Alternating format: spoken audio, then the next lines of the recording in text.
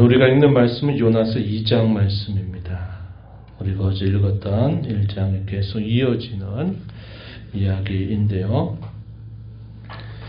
앞서로 니느웨라고 하는 큰 성읍에 가서 그들의 죄악에 대하여 하나님이 심판하실 것을 경고하라 하는 그런 하나님의 명령을 받았던 요나는 하나님의 명령을 불순종하고 다시스로 가는 배를 타고서 이제 여호와의 낯을 피하여 그가 다른 길로 가게 되다가 거기서 마침내 큰 풍랑을 만나게 되면서 죽음의 위협 앞에 놓이게 되었습니다. 그리고 그런 가운데서 각자가 자신이 믿는 신들을 향하여 살려달라고 애원하게 되고 요나 또한 그렇게 그런 상황 속에 이제 잠자고 있을 때 이제 깨어남을 받게 되죠. 그래서 너도 내가 믿는 신을 향해서 기도해라. 이러한 일이 있게 되면서 이러한 재앙이 과연 어디로부터 온 것인가 제비를 뽑았더니 요나가 그 원인으로 침묵이 됐습니다. 요나 자신도 그 일은 나 때문에 이렇게 된 일이다 라고 이야기합니다. 내가 여호와의 낯을 피하여 가다가 이런 일을 당했다. 나를 바다에 던지라. 이렇게 말을 하게 되고 안간히 힘을 써서 어떻게든지 육지적으로 배를 돌리려고 애를 쓰지만 오히려 더 큰 흉흉한 물결이 일어나게 되면서 도무지 어찌할 수 없게 되자 마침내 요나를 바다 가운데 던지게 됩니다. 그 배에 타 있는 사람들은 이 요나가 섬기는 하나님을 향하여 살려달라고 간절하게 애원을 하면서 그렇게 하게 되죠. 요나가 바다에 빠지는 순간 그 흉흉했던 바다는 잔잔하게 되고 하나님은 때마침 큰 물고기를 예비하셔서 이 요나가 죽게 되는 그 생명의 위협의 시간을 하나님이 막아주시게 되죠. 그래서 큰 물고기 뱃속에 그가 3일 동안을 있게 되었다. 이렇게 말해줍니다. 이것이 어제 우리가 읽었던 1장의 내용이고요. 오늘 우리가 읽는 2장의 내용에서는 큰 물고기 뱃속에 있는 이 요나가 하나님을 향하여 간절히 기도하는 모습이 소개가 되고 하나님은 그의 기도를 들으셔서 그의 생명을 보존하시고 다시 육지로 토해내도록 하는 그런 응답을 해주신 내용이 오늘 우리 2장에서 우리가 발견하게 됩니다. 하나님께서 큰 물고기를 예비하셨다는 것은 아주 극적인 타이밍을 맞춘 사건이죠. 사람이 물속에 딱 빠져 들어갔을 때 그 물속에 살 수 있는 시간은 5분을 넘지 않을 겁니다. 5분 동안 만약에 그 물속에서 주치를 취하지 않는다면 골든 타임을 놓치게 되고 마침내 죽게 될 겁니다. 그러니까 하나님이 얼마나 절묘하게 그 타이밍을 맞추고 계시는가 하는 것을 우리가 보게 돼요.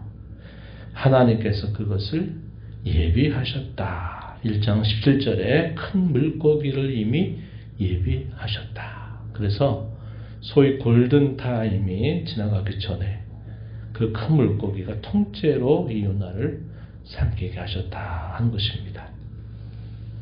놀라운 일이죠. 이 예비한다라는 말을 통해서 우리가 확인하게 되는 이 성경의 교리가 뭐냐면 하나님의 섭리라고 하는 겁니다.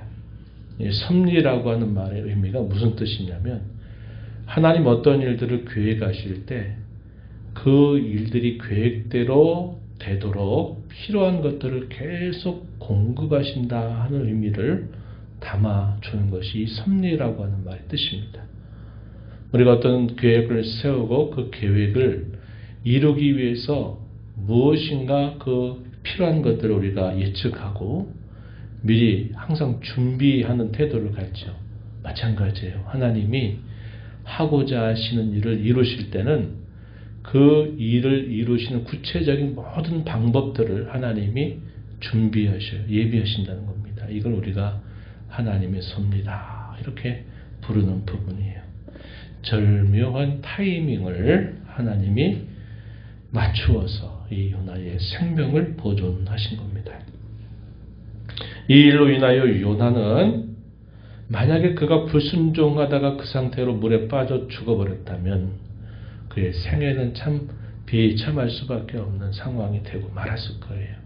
근데 하나님이 그의 생명을 보존하신 것은 그에게 기회를 주시는 겁니다. 그로 하여금 되돌아보게 하고 돌이키게 하는 기회를 하나님이 주시기 위해서 이런 일을 하셨다는 것을 우리가 알게 되죠. 물고기 뱃속에 그의 생명이 보존되어 있다는 것도 기적 같은 일이지만 이 뱃속에 아직 살아있는 자신을 발견한 이 요나는 어떤 마음이 들었겠습니까? 언제라도 죽을지 모른다. 이런 생명의 촉각을 계속 다투면서 위협을 느꼈을 거예요. 물고기 뱃속에 살아있다. 언제 죽을런지 모르는 그런 상황이죠. 그 살아서 숨을 쉬는 순간 이 요나가 한 게 뭘까요? 할 수 있는 일이 또 뭐겠습니까? 하나님께 기도하는 겁니다. 생명이 하나님께 기도하는 거지. 바다와 육지를 지으신 여호와 하나님을 믿는 나는 히브리 사람이다. 배에 있었던 사람들에게 자신의 신분을 밝혔던 요나, 그는 숨이 끊어지는 그 순간이 언제일지 모르는 절박한 상황 속에서 생명을 주관하신 하나님 앞에 기도할 수밖에 없었던 거예요. 그의 기도의 내용은 우리가 읽은 본문 속에 표현이 되어 있습니다. 2절 말씀에 보니까 그의 하나님 여호와께 기도했다. 절박한 기도였겠다. 우리가 상상할 수 있겠죠.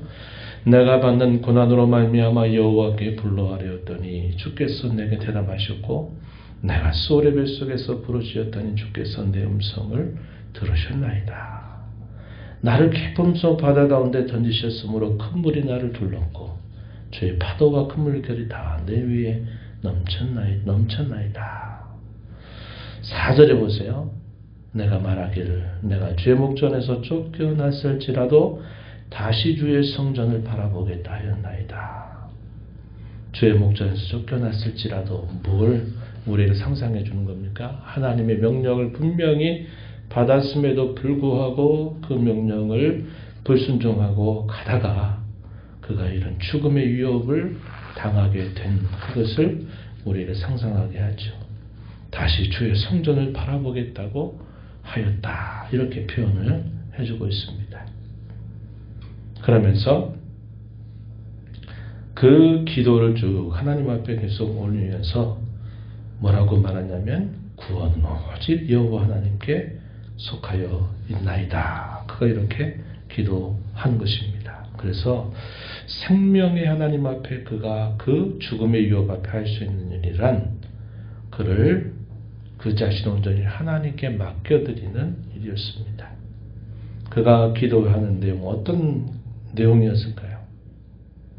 자신의 불순종에 대하여 하나님이 용서해 주시기를 그리고 하나님께서 자기의 생명을 건져주시도록 기도하는 내용이었을 것이다. 우리가 충분히 알 수 있겠습니다. 그래서 이러한 간절한 기도를 그는 이 물고기 뱃속에서 하나님 앞에 아뢰게 되었고 하나님께서는 그의 이 간절한 기도를 들으시고 그를 인도하셔서 육지까지 큰 물고기를 이끄셔서 마침내 육지에 토해내게 하시면서 이 요나를 다시 살려주시게 된 겁니다. 우리가 읽은 10절 말씀에 여호와께서 그 물고기에게 말씀하시매 요나를 육지에 토하니라 이렇게 표현이 되어 있습니다. 요나의 불순종에 대한 분명한 이유와 명분이 있었다 그랬습니다.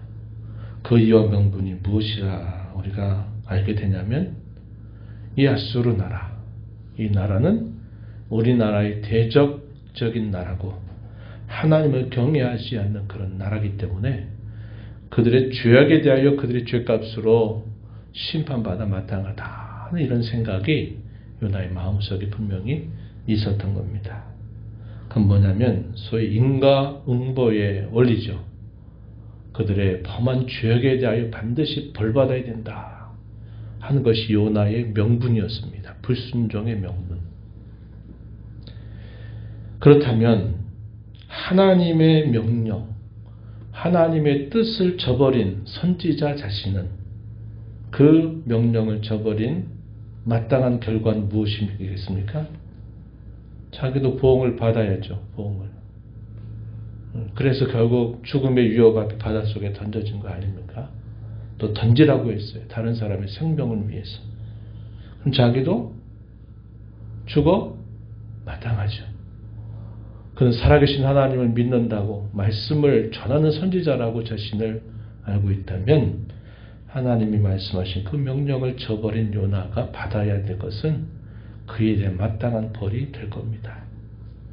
그게 오버랩이 되는 거예요. 자기는 명분이 있는 불순종이다 라고 생각했을지 모르지만 그 불순종에 대한 하나님의 벌은 자기에게도 닥쳐야 되는데 하나님이 그를 죽이지 않고 어떻게 하셔요? 살려주시잖아요. 하나님이 인과응보의 원리보다도 더 큰 사랑을 하나님 베푸시는 겁니다. 하나님의 자비, 하나님의 사랑, 죄를 죄대로 다 갚지 아니하시고 불쌍히 여기시는 그 하나님의 사랑을 이 요나는 알아야만 되죠. 그걸 깨닫게 되는 거죠. 그가 고난 가운데서 할 수 있는 일이란 다른 게 없어요. 생명 하나님께 완전히 전적으로 자신을 맡겨 하나님께 자기의 죄의 용서와 구원을 바라는 일 외에는 아무것도 할 수 있는 일이 없었다는 것입니다. 그래서 하나님은 이 요나로 하여금 어떻게 보면 기도하게 하셨고 간절하게 기도하는 이 요나의 기도를 들으시고서는 그에게 또다시 생명의 기회를 주신 겁니다. 돌이킬 기회, 순종의 기회를 그에게 주셨다는 것을 우리가 보게 돼요. 그래서 이 기도는 고난 가운데 있는 성도에게 마땅한 바다는 사실을 알게 됩니다. 야고보서 5장 13절로부터 15절의 내용은 우리가 잘 기억하는 말씀이죠. 너희 중에 고난당한 자가 있느냐? 그는 기도할 것이고 너희 중에 즐거운 자가 있느냐? 그는 찬송할 것이다. 고난도 즐거움도 다 하나님이 주관하시는 줄 알고 즐거울 때는 그렇게 하신 하나님께 감사를 올리고 고난 가운데 두실 때는 그 고난을 이겨나가게 하실 하나님께 또 간절하게 자신을 맡겨드릴 것을 가르쳐주죠. 병든 자가 있느냐? 그는 교회 장로들을 청할 것이고 장로들은 기름을 발라 그들을 위해서 기도할 것이다. 야고보서 5장 15절에서도 이렇게 말합니다. 믿음의 기도는 병든 자를 구원하리니 혹시 그가 죄를 범하였을지라도 사하심을 받는다. 우리가 하나님 앞에 고난 가운데 있을 때 기도할 이유는 아주 분명하고 고난 중에 드리는 그 기도를 하나님이 또 응답하셔서 그 고난을 이겨나가도록 하시는 그런 하나님의 일하심을 우리는 보게 되는 것입니다. 한 해의 끝자락을 보내면서 우리에게 생명의 기회를 주시는 하나님, 그 하나님 우리에게 기대하시는 것은 그분의 뜻에 대한 순종입니다. 그분에 대한 찬송입니다. 하나님의 은혜에 대한 감사죠. 이것을 우리가 늘 잊지 말아야 되겠고 고난 가운데 우리는 낭망하고 절망하지 말고 고난 가운데 우리는 기도를 통해서 우리 생명을 주관하신 하나님께 맡겨 드리고 또 그 기도를 들으신 하나님의 역사를 기대하면서 우리는 나아가야 됨을 이 말씀을 통해서 배우게 된 것입니다. 이 말씀의 교훈을 마음에 새기면서 또 우리에게 주어진 주의 말씀을 붙들고 또 살아가는 저와 여러분 되기를 진심으로 바랍니다. 하나님 아버지 감사합니다. 이 새벽 시간에도 저희들을 깨워주셔서 오늘도 생명을 주신 아버지 앞에 나와 또 찬양을 드리며 주시는 말씀을 다시 저희 마음에 새기게 하심을 감사합니다. 바닷속에 던져진 요나 5분이라고 하는 이 골든타임을 지나기만 하면 그의 생명은 더 이상 있을 수 없는 그런 상황 속에 하나님은 절묘하게도 큰 물고기를 예비하셔서 이 요나의 생명을 보존하게 하셨고 물고기 뱃속에 있는 이 요나는 언제라도 죽을 줄 모른다는 그런 촉각을 다투는 생명의 위협 속에서 그는 생명의 하나님 앞에 간절하게 기도하며 자기의 불순종에 대하여 하나님 앞에 고백할 것이며 또 하나님께 생명을 구원해 달라고 간절한 그런 기도를 올렸던 것을 저희가 기억합니다. 그런 하나님 기도를 들으신 하나님은 그를 마침내 또다시 생명의 기회를 주셔서 그로 하여금 맡겨진 사명을 감당토록 인도해 주심을 저희가 살펴보았습니다.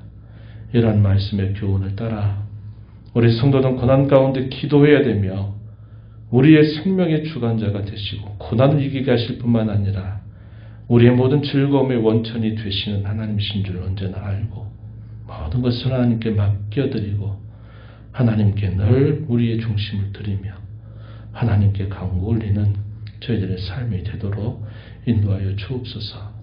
여러 어려움 가운데 있는 성도들 또 생명의 촉각을 다투는 그런 또 위협에 놓여있는 주의 자녀들을 주께서 긍휼히 여겨주셔서 하나님께서 또다시 생명의 은혜를 베푸시고 주장하여 주시며 하나님의 크신 은혜가 함께하도록 주장하여 주옵소서. 은혜의 보좌 앞에 나와 아버지 은혜를 구하는 모든 심령들의 간구를 기울여 주시고 응답해 주시기를 바라옵고 예수님 이름으로 기도하옵나이다. 아멘.